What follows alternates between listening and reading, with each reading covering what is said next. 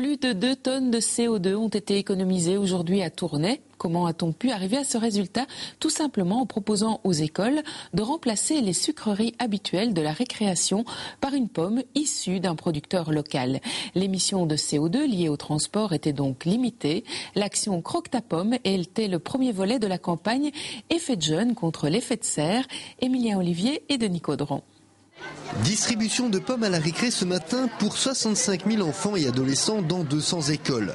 C'était le cas à l'Athénée Royal Campin à Tournai et dans 14 autres écoles en Wallonie-Picarde. Ces pommes sont issues d'un producteur local. C'est des vergers de Barry qu'elles proviennent. Les premières plantations ont été effectuées dans les années 40. Par la famille Moulard, encore ici présente, avec plusieurs successeurs. On cultive principalement donc la poire, c'est notre culture de force. Elle représente la plus grosse superficie et quelques variétés de pommes.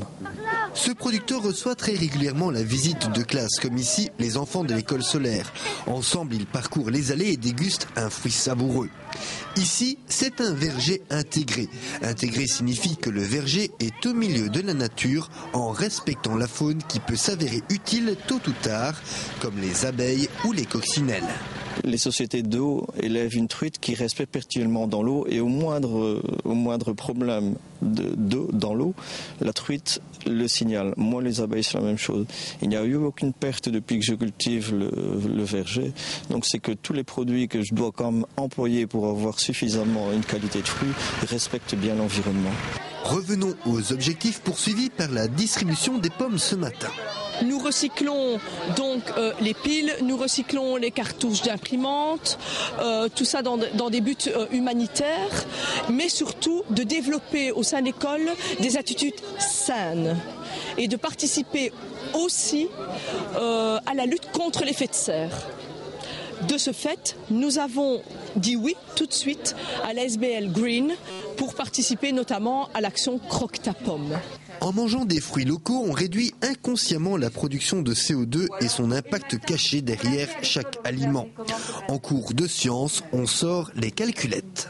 On a quand même économisé grâce à toute l'école 30 kg de CO2, je crois. 36 kg de CO2. Donc c'est déjà pas mal pour une école.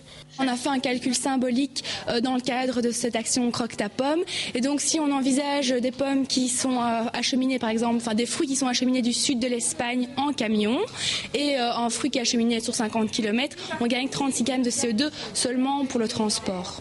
On mène une campagne de mobilisation des jeunes pour le climat.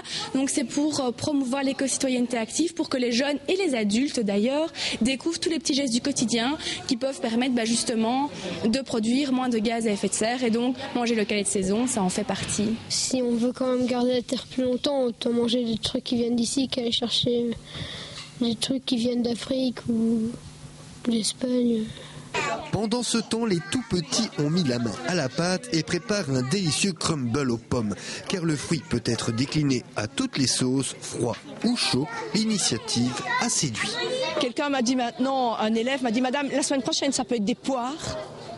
Voilà, donc je pense que c'est gagné. Il fallait donner l'impulsion et que ça vienne d'eux. Et je crois qu'on a réussi. Et ça, c'est fantastique. Le rond-point de la Neuve chaussée à l'entrée